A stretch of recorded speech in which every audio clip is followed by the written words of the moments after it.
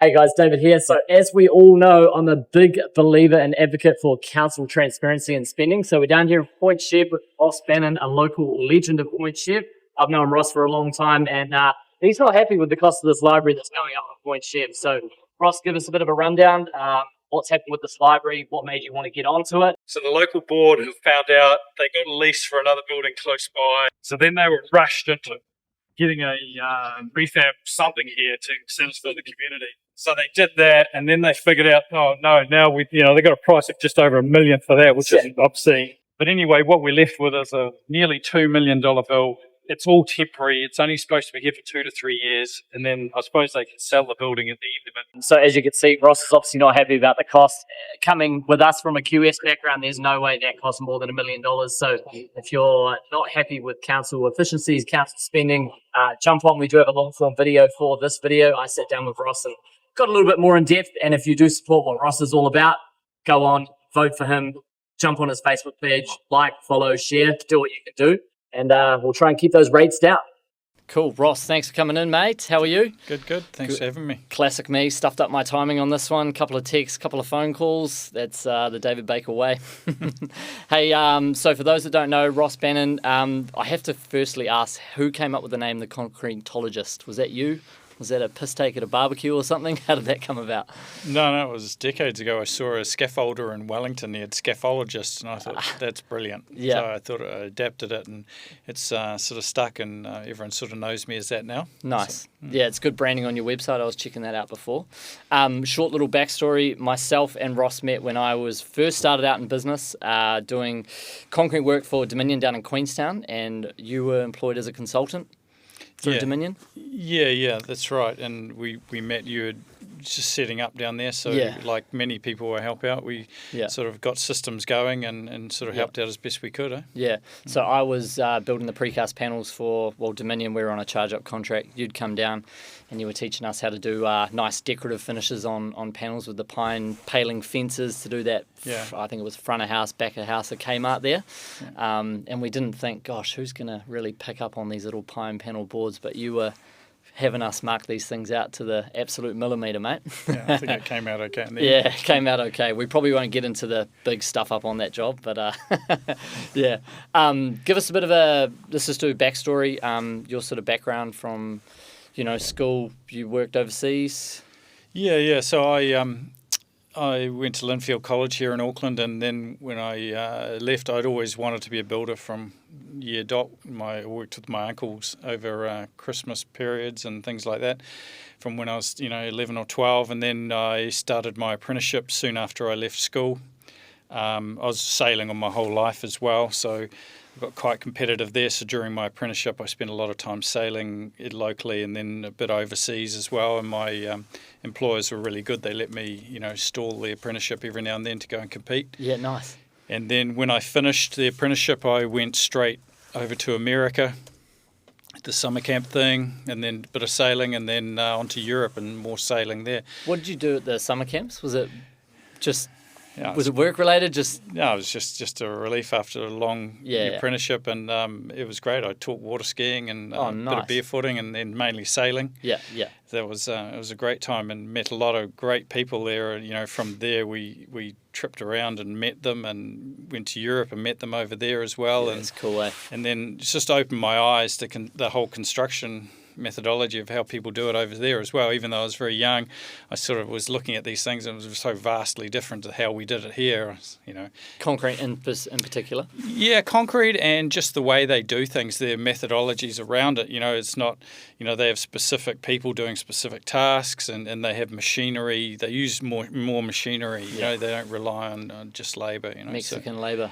Yeah. So it's just a lot more economical way to build. And it was pretty cool. Yeah, for sure. So you were over America, Europe, met a whole lot of people. When sort of did you come back to NZ and kind of somewhat plant your roots for business?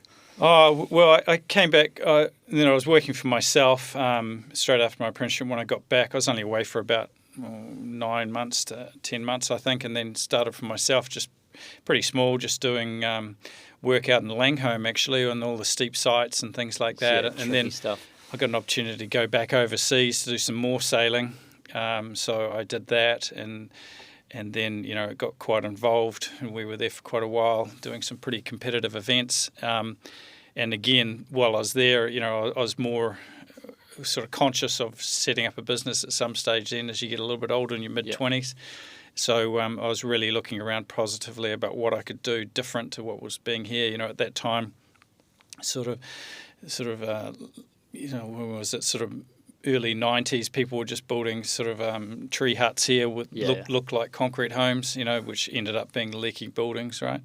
So I did a couple of those, unfortunately, but Nothing came back to bite you in the ass? No, not really. But, everyone who built one had a problem. We did have a little problem, but we sorted it.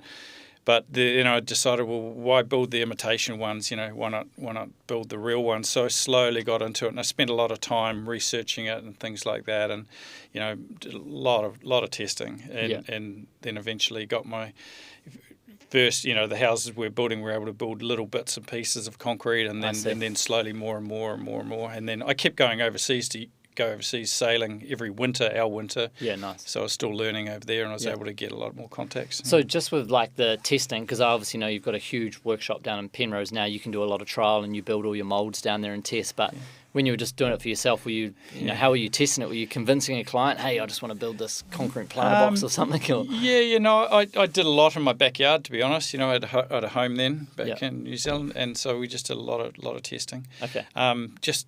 The internet and thing wasn't as great as it was now. So it was just bringing around. But the industry itself is just full of people who are really cool. Really helpful. So it's just bringing up everything from insulation values to connections. How do we connect these things? How do we make a precast building, for instance, look good? Because not just a stack of cards that was sort of out of line. And things like this. So.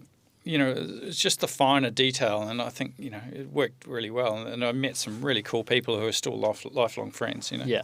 And so when you were doing that stuff, obviously were you just building smaller stuff to start with? And then, obviously when sheesh, that was the first time I did any concrete work, and even just seeing yourself build a square box on a heated bed down in Queenstown in the winter, and then 2 days later you see 10, 20 tons getting lifted up by 2 anchor hooks, you're thinking, geez, how does this work, eh? Yeah. It was pretty cool. Yeah. No, look, there's just all sorts of great things about concrete, and I just love building with it, and I love talking to the people who taught me and, teach me things, when I call them up, because, I'm learning all the time. But it's just a fantastic product to be in, and it's bespoke, especially back then. Now a lot more people are getting into it, which is great, and I'm really keen to help anyone who does that sort of thing, Yeah. So, but yeah, and it was, why do something everyone else does? You may as well do something different, and I think that came through from my sailing. I was just like, may as well, do something cool, and why go, you've got so many homes to build in your lifetime, and why build something that's crap, Yeah. Well, I had this question down later, but obviously you've built a pretty impressive house in Point Chev. How did that come about? You obviously were like, I'm the concretologist. I've got to, implement what I'm good at. How long did it take you to plan the house, design it? And Well, we were really fortunate to buy that bit of land. It came out because I made a good friend of a contact. Through sailing? No, that wasn't actually, but it was, we got hold of that bit of land, which was really cool. And then we sort of sat down and we lived in the old cottage there for several years, 4 or 5 years. And then we kind of drew things up all the time, but I was pulling in ideas from houses I'd built and all this sort of thing. And then we went to our architect, David Ponting and Matt Fitzgerald, and we said, here's the site, do something cool, but I can't afford to build it all. So I want a really big garage, because I want a really big garage in the house I've done with an office off the side and this. So, but do this, but I want to build the garage and I want to live in that first for a few years. And then when I can afford it, I'll build the main house. Because the last thing I want to do, which my uncle did, where I learnt this off my uncle, was he built a fantastic house, but the mortgage was so high at the end of it, you had to sell it. So I was like, that would kill me if I had to do that. So it worked really well. So David and Matt came up with this design, and we were just blown away. Nice. We're like, God, it's nothing like I thought.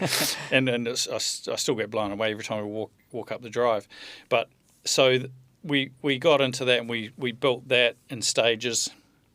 And once we'd finished the garage, and I started basement of the main house, I'd bought in a crane for myself, so I was building the whole thing by myself with 400 kilogram, shutters I've brought in from Europe and things. And just quick, were you building this while you were obviously running the business at the same time, and then just putting a bit of time away every week to do a portion of the garage? Yep. No. Well, we did the garage.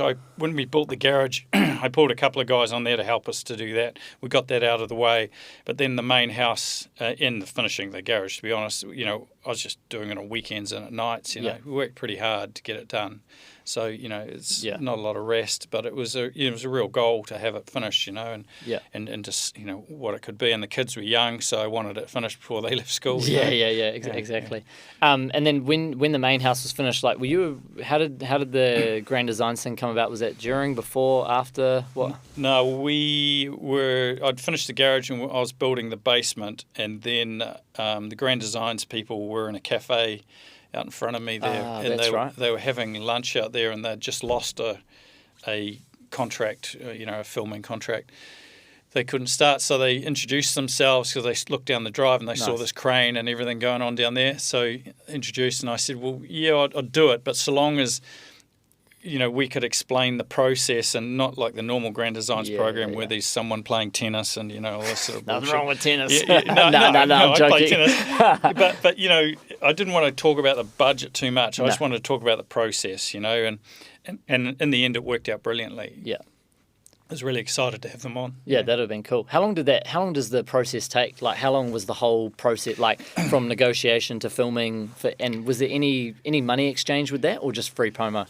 No? No. I know nothing about it. No, they came on board, and we just started filming from then, and and then the presenter would come on, and that sort of thing. But most of the time, the producer would just come around with cameramen and soundmen, and once do that. A week, fortnight? Whenever we had something cool going on, basically, and then the presenter would come on every month or so and do the interviews and things. But look, it worked great, and the advertising and the sort of push from it all was brilliant. The Concrete Association of New Zealand, who I'm heavily involved with, it worked out brilliantly for them. That they loved it, and it really promoted the product, which was great, which is what I'm after. So the Concrete Association, I don't know anything about that. Are you attending current meetings regularly with them? Yeah, so each year it's NZ Concrete, it's called. Okay. So they've got a conference in a month's time in October in New Zealand here, in Auckland. You must be the lead speaker there. No. It's to be honest, it's mainly commercial. There's not a lot of residential, but we've won a couple of awards there, which I'm pretty happy about. Nice. And that sort of thing. But again, they're great people. They're all part of this community if you really want to promote it, from everything from houses to concrete roads, So. That's quite. Do you know any market numbers, percentages on what the difference is between standard timber frame houses to concrete type houses now? Is there a shift to build? Yeah, is there a shift in that kind of? Well, the amount you're getting built, you mean? Yeah. So I wouldn't really know that. There's a lot more concrete homes being built now than what there was 10 or 15 years ago. No question about that. There's still a builders are brought up in New Zealand to build tree huts, right? Yeah. So, and builders in New Zealand don't invest a lot in plant and machinery, which is unfortunate, like they do in Europe or something. So, my theory right through has always been, why have the Ranger, the top of the line Ranger, when it's all it's doing is sitting on the side of the road. You may as well have, an excavator or a crane or whatever, on site, actually earning you money, and the interest from that, the tax rebates and all that from that, you get back. And so within a couple of years you own it because you're renting it back to the clients. And that's been my philosophy my whole life, because in 2001 I got told by a guy, your company, is going to be worth nothing when you retire. And I really thought about that. I was like, he's dead right, know. So that's why I've gone to the, the side of getting machinery, getting plant, getting formwork, all this, and getting property and all this sort of thing. So now the company is worth something. It's not me just a name. Not me just retiring tomorrow and then that's hang my hammer up, So, but my biggest problem there is my son Troy, and is taking it over. So Yeah. my company's worth nothing, actually.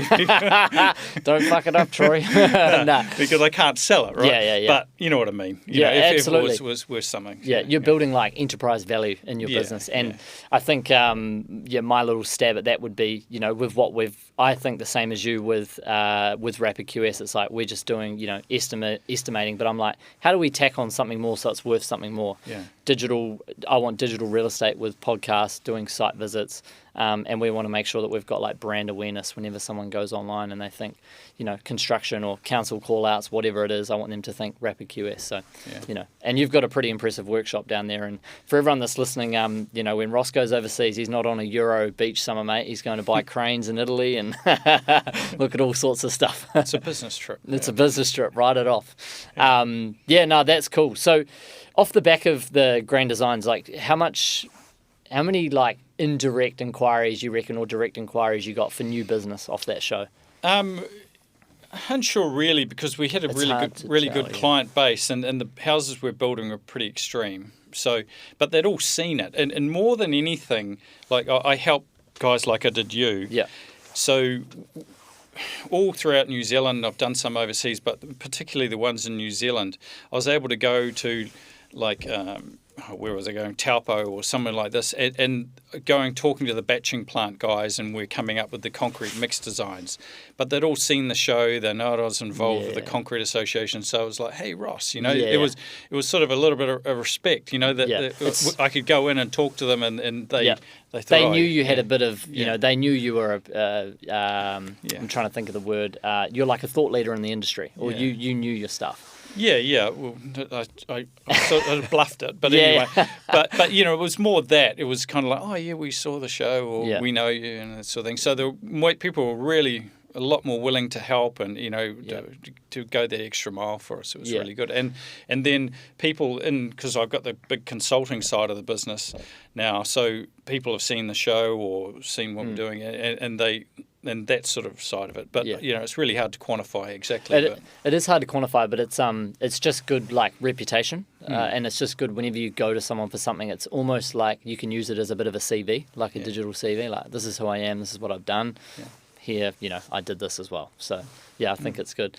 Talking about this is purely a Rapid QS related question, but so many guys, like you said, buy the big Ford Rangers, not invest in plant and equipment. And the word that you did say that I want to touch on is like niching down. Like, you've just gone from being, you could say a normal builder who buys a Ford Ranger and just does stick building houses to investing in plant, investing in an actual skill. I don't think enough people niche down into finding something that they're really, really good at and, really getting good at that. Do you think that's a problem today? Yeah, well, it's all about, time in the industry as well. I've done a couple of years, Yeah. So, people say, oh, we want that, but it's like, I've put a lot of time in it. I think people need to sort of have a long-term plan rather than, we want it tomorrow sort of 2 years. Yeah. So if they work towards a goal, that they'll get there a lot sooner. And, there's all sorts of niches you can go for, and, I've mentored several builders, and we've pushed them in certain ways. And, one builder I know, one master builder twice, national title and that sort of thing. Wow. You're still pricing work. And I'm sitting down with them, like, why are you pricing stuff? Yeah. Do open book, have a fixed margin. And that's all he did for the rest of the time, Yeah, nice. But it was just changing their method that was in their head that they've been ingrained to, Yeah. So I think, that you can only learn from people, you would say that would be the model they learnt off their boss while they were doing their time, and then they don't know any differently. But, how did you learn to price concrete stuff? Concrete's, I know you've seen a couple things through to us, but...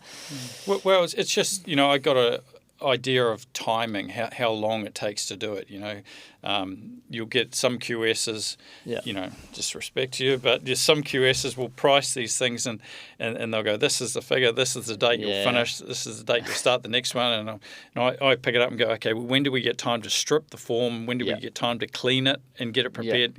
So we're able to sort of quantify the timing around it more than anything, and then the pricing, the quantity scale, it's pretty standard. There's nothing too major about that, but it's labour, right? Labour. And And the thing is, with concrete, you've got to make it cost effective, or else you're not going to get the client to build another one. Yeah. So, when we're consulting, we try and help the builders out to sort out their methodology, how they're going to build it, what stages you're going to do and all this sort of thing, Yeah. You do this wall first, or if you haven't done one before, let's do a small one over here, and then you'll learn from that, and then we'll get here, and the formwork we'll hire this amount. You won't hire the whole lot because you've only got 5 guys on site, Yeah, so you don't have formwork sitting on the ground. Like I was in Christchurch this time 2 weeks ago doing exactly that for some builders down there. Yeah, so there is still quite a lot of this concrete housing stuff going on at the moment, because it's definitely a much more expensive way to build on a square metre rate basis. Concrete would be. Yeah, it is. But I guarantee you, I can build a house cheaper in concrete than you can in timber. Yeah, and it's purely systems, right? Yeah. And your product you have. So, like I'm doing a big development for myself soon, 5 units. Typical sort of 2-level, I think they're about 180, 190 square metres, but we're doing 5 of them. But we're putting an underground basement to take 11 cars, you know. And then the whole unit development is all concrete, because the formwork just goes from one to the other to the other.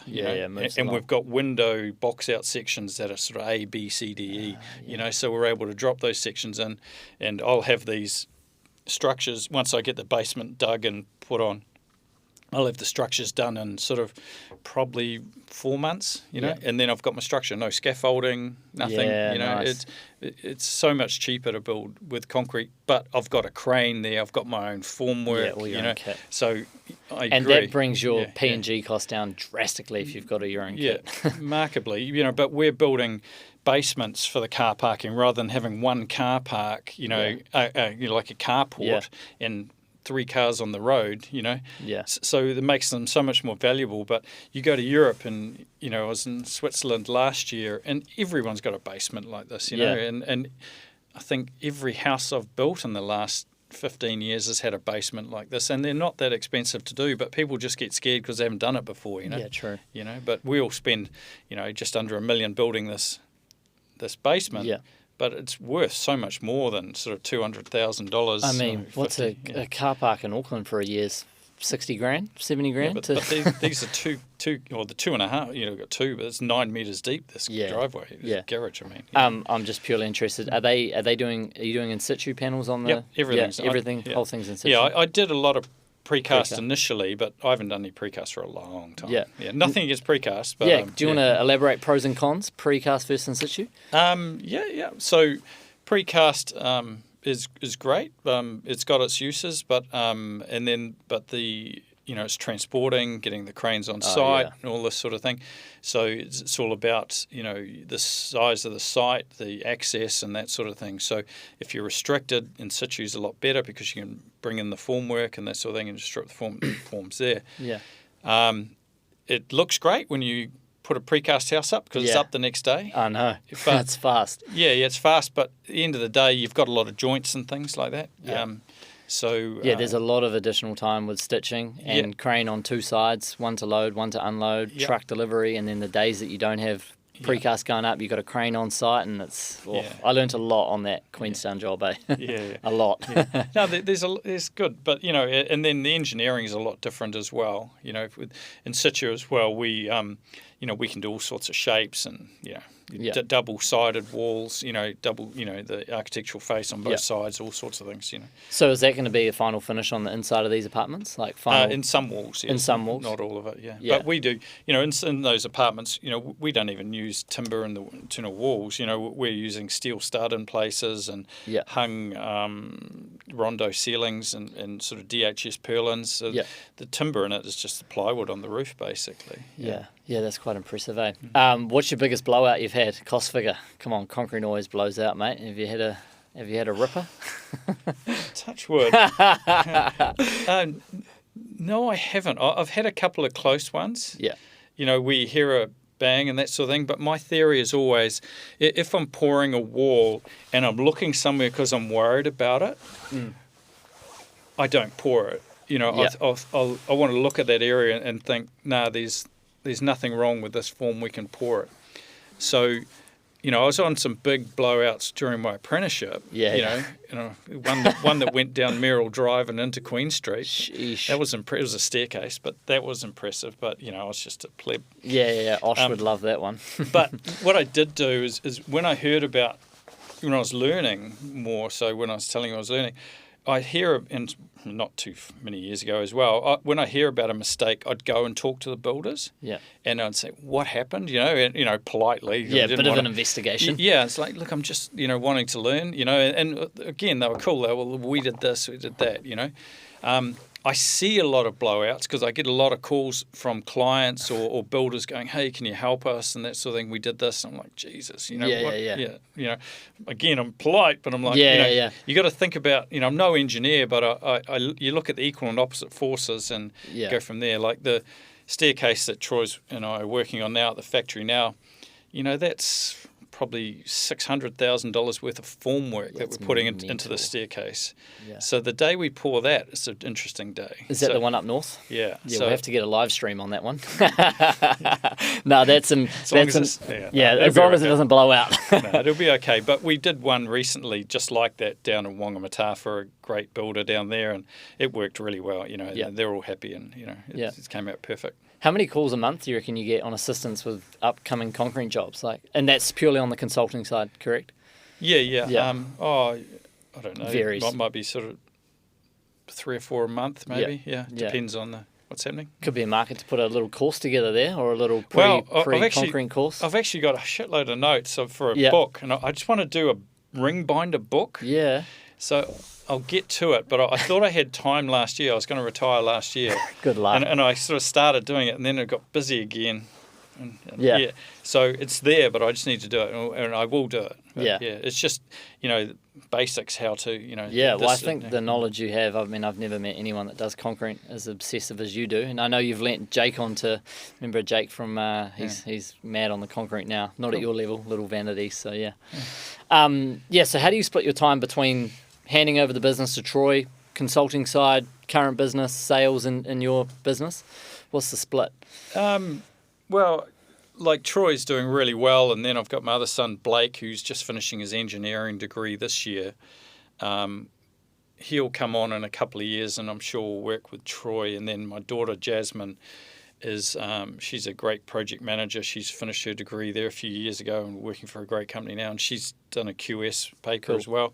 So eventually they'll all kick in together, and it'll be an awesome team because they've got, what could be better than being handed all this equipment when you're in the mid-20s. Yeah. But so the idea will be to hand them over to that properly. And to be honest, Troy's doing a lot of it now anyway.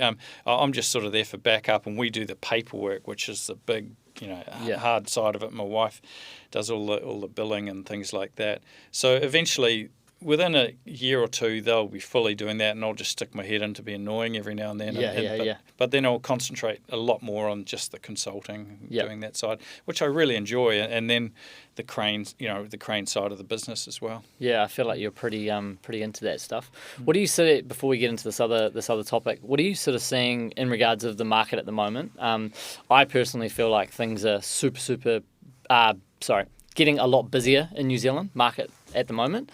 From and you can take this compliment, you're at the top end of the market. You're very well established in your industry. You're doing some big stuff. There's probably some you can't talk about. What are you sort of seeing market trends, current industry in New Zealand at the moment? Well, it's been the quietest I've ever seen it in my 40 years in building. Yeah. At the moment, but it's definitely starting to come back on the rise, and throughout my time, it's always gone. Cycles. It's always gone like that. You could have been a boat builder and it's bigger. Yeah. But people always need their home. So, look, it's building back. And the thing about New Zealand is that it's with all its things that are wrong with it, it's still a great place to live. You go anywhere else in the world and you're like, it's pretty good here. Yeah. People bitch and moan, but it's still the top place to live. So people always want to live here, and we've got all this.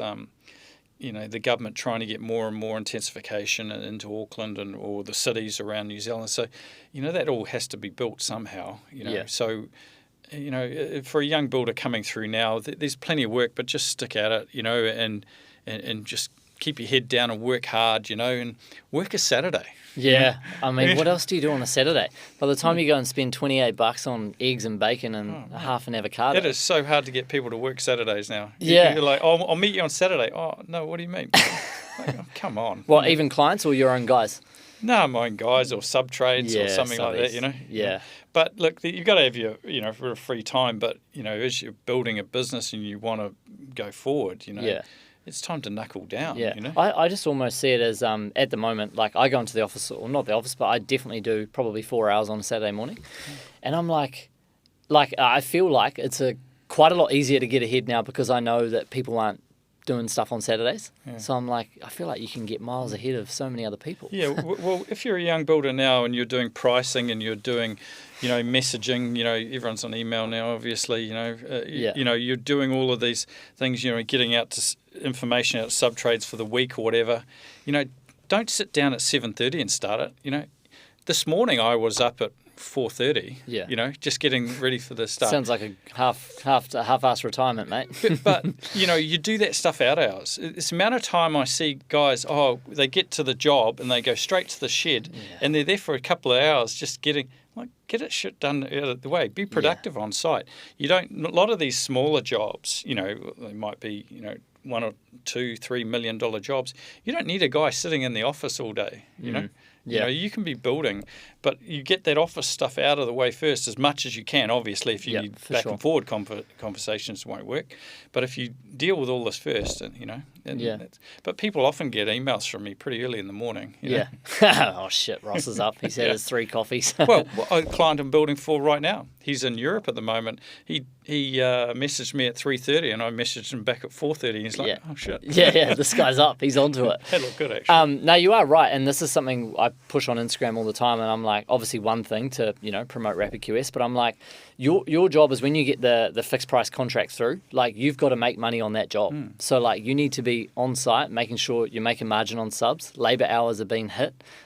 You're as efficient as possible, and when you've got that job, it's not just thinking, oh yep, cool, we'll make 20% on this. You actually need to push and make sure that you're going to hit your margins across every line item on that job, or as many as you can. So I completely agree. I think for me, content is before 7 a.m. and then during the day, it's like I need to do all my work stuff.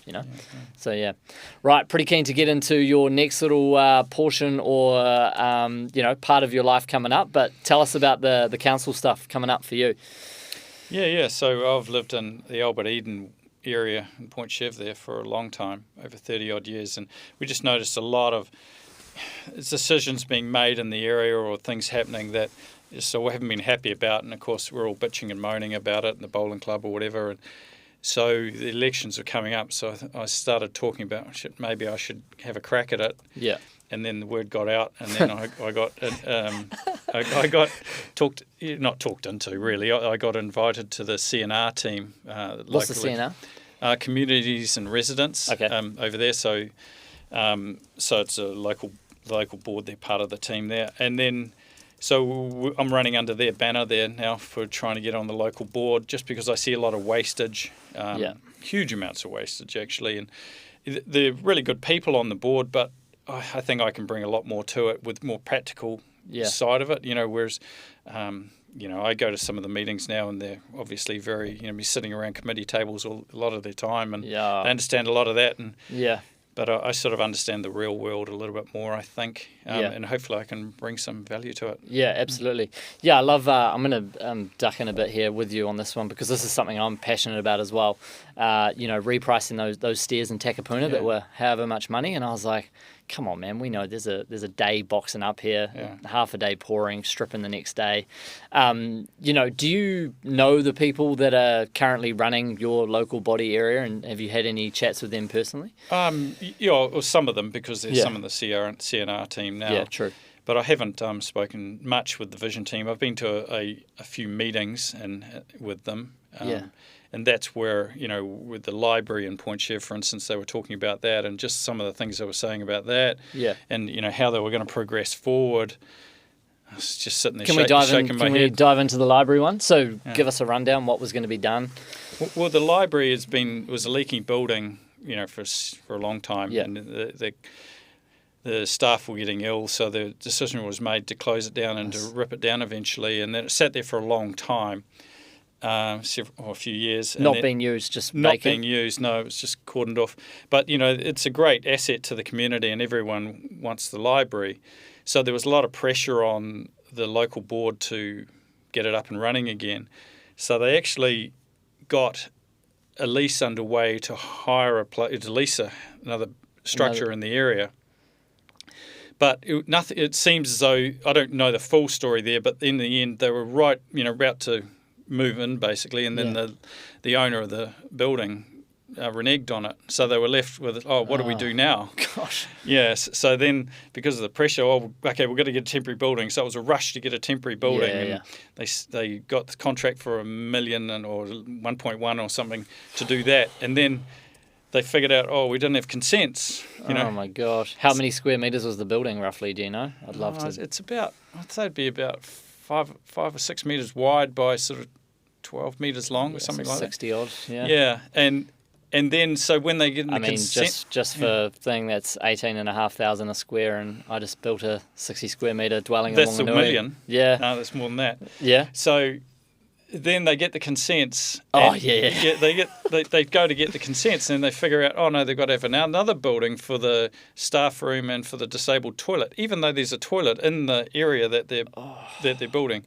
So it seemed, and then they're rushed, to do that. So everything's a rush because they've got to get it in, and so they've spent 1.86, I think, million to get this thing. So it went from 1.1 up to 1. Which was high, to 1.86 or something, and it's still there getting furbished now. But look, it's just no disrespect to all the people on the board. It was just everyone's rushed, and everyone's got their other things going on, and it was just a cock up. No logistics, no forward planning, that's going to spit out at north of $20,000 a square. Yeah, and I built my house for less than what this is going to cost. But the whole thing there is people involved with like other community groups and some sports people and that sort of thing. And like for this sake, the Point Chef Kindy went for a $3,000 grant. We can't give it to you. We don't have the money. Well, you just wasted how many hundreds of thousands. So imagine if we can go in there and go, well, let's do this properly, set these contracts,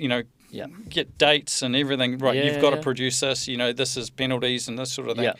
How many hundreds of thousands of dollars would we have to give to the, local football club or to the kindy, Yeah, just think that's one project in one local body, and then think when you put it on a scale, and then you're thinking, why am I paying so much tax at the moment because of all this wasted stuff? Yeah. Like, my thing on that is is there, like, whoever's in charge, what I wanted to know is whoever's made those decisions, where are they now? And do they get fired? Any kickback? Is anyone pushing back on them? No, I wouldn't say any of that. Like I said, it's just been a bit of a comedy of errors, and they all admit they made a mistake. But but if you make a mistake, you have to. Yeah, exactly. You've made mistakes on your projects. Yeah, well, that's where I'll be different. See, I know how hard it is to earn a buck. Yeah, See, that's what we need though. Yeah. I feel like to get into these, I don't know who's currently in charge of that counts, but I think you need to have a CV or a reputation of proven projects or something. Yeah, well, like there's the kindy I was talking about. We want to move them down to this derelict building down in Point Chev, which is be fantastic. It's a perfect location for them. But council's had this massive figure to do the building up, and I know I can do it for less than half of that. And probably less because I'm going to go to ITM and go, hey, you're going to give us this timber. Yeah. Sorry. Yeah, no. I'm coming your way. Call it out. But we can get a whole group of local builders, electricians. We can do this. But it's about getting all that side of it together. And sort of talking before we jump into this community group where we're going to build this thing together. Sit everybody down. Right, what can you provide? What can you provide? And then we'll have a set budget. Right. That's it. That's our cap. We're not going any further. Yeah, that needs to be it. I feel like at the moment it's kind of like, cool, they've got this project and then they just go out to preferred contractors, get all these costs in. It needs to be the other way where it's like, and this is something I want to push in the long term where, for example, you are running a project and you go, we have to get 2 independent QS reports to be used of what's the market rate right now. And then you have to go out to your preferred contractors and say, can you do this for this? If you can't, see you later. Well, my biggest one now is, the really bespoke stuff we're doing, like now this house in Westbear. It's a really tricky glass detail around the handrail, which the architects have worked with this supplier, and he's given a detail and all this sort of thing. And then they've gone, Ross, here's the supplier. Oh, so what's his price? Yeah. So, I don't know. So he's priced it. I'm going, my God, Yeah. So I've gone, hang on, because we hadn't submitted the permit yet. So I gave it to two of my guys, and we tickled the detail differently on both of them. We saved $9,000. Just by some common sense. In 24 hours, we saved $9,000. Yes, that's incredible. Yeah. So what are some, so what's kind of your forward play for the next, obviously your pipeline now and when is the election, your local body elections coming up? The voting papers come out this week, I think, this week, and then it finishes on October 11th. That's the last voting day. Yeah. So, we'll see what happens. Our area's pretty liberal. Yeah. So hopefully we can talk them into it, and, I'm not going with any agenda or anything. No. I just want to do the better right for your thing. community. And I've got people coming out to me saying, what do you think of this and with this? And it's like, look, I don't know that issue. Yeah. Give me the facts. Yeah. And when I have the facts on the table, I can look at it and I can talk to this group and this group. Yeah. It's pointless me saying, well, what's your idea? And then agreeing with you just for the sake of getting your vote. I'd rather not have your vote and then disappoint you later and you go, Ross Bannon's a prick, he's told me this, But I'll be facts-based. Yeah. So what are some things that you want to do or change or, outcome being positive for you? What's something that you'd like to see change in the next couple of years? Well, the whole planning infrastructure around our area, around Auckland, really is just crazy. Nothing against. We've got to build new homes. I understand that, and we've got to build homes that people can afford. But we've got to stop the crazy stuff that's going on. I've got a house around me that's gone 4 stories high. Because it could reach a height limit. And the top floor is 2.1 stud. So there needs to be some control over what's going on, and at the moment they're trying to do 3 levels everywhere in these 15-story buildings, and it's just madness. Who wants to live in a 15-story building beside a train station? The ones now that Auckland and that are doing, which are great, they look awesome. But they're not 15 stories high. What are they, 5 or 6? Yeah. But you need more developers like those guys, and people who want to build, and look at the overall picture of the community, and not destroy it. Yeah, I just feel like there's not much thought process behind who's in charge of these projects. Like we've investigated on a couple of small ones, and you look at some of these construction projects, and then you dig deeper on the Legima requests, and then you look at who's the project manager of this, but they've got no construction in the prior area. Like, why would I go into an industry and try and prove my knowledge in something that I have no clue about? And then when it backfires and nothing happens, that's when I get really annoyed. Well, you can guarantee you're going to be buying some of these little units, and they're not going to last. No.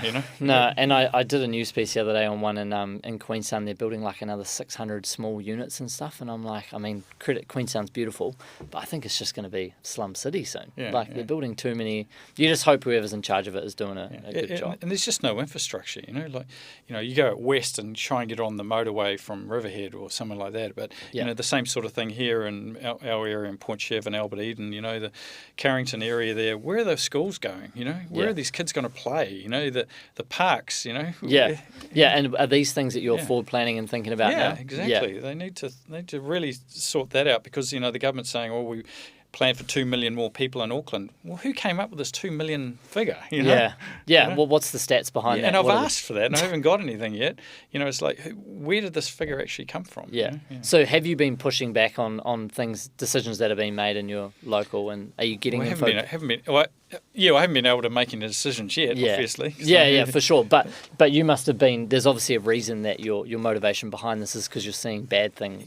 Not bad, but dumb decision making happen in your area. Yeah, and you can't. It takes a lot to get to the bottom of how much did that digital readout cost that shows how many car parks are in the in a small car park. It's just no one gives out those figures. Why? But now if I get in there, I'll be able to see, hopefully. This is what I've been waiting for, to try and give some numbers on some factual stuff. Like everything I get, and you're gonna welcome to my world. You're gonna get hit with commercial sensitivity, and you're not allowed to see anything. but it's like, why? Because it's not your money.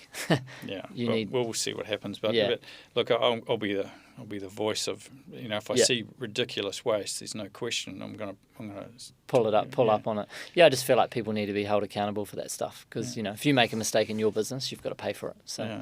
the common sense party's coming back, eh? Maybe you've got to get voted in first. Yeah. Do you know who you're up against in that area? Yeah. Yeah. The City Vision are the key players, but Okay. they're sort of a Labor Green. Well, they are Labor Green. Yeah.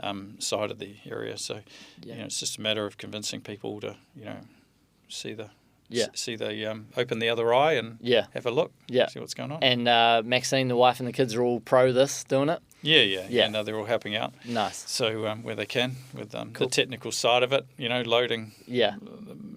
Facebook pages and things. Yeah, good stuff. I'm pretty digitally ignorant. Yeah, well, that's why I'm going to use my skill set and help promote this. I know we've got a short form TikTok piece we'll do at some stage as well. So, where can people find you and how can they vote for you?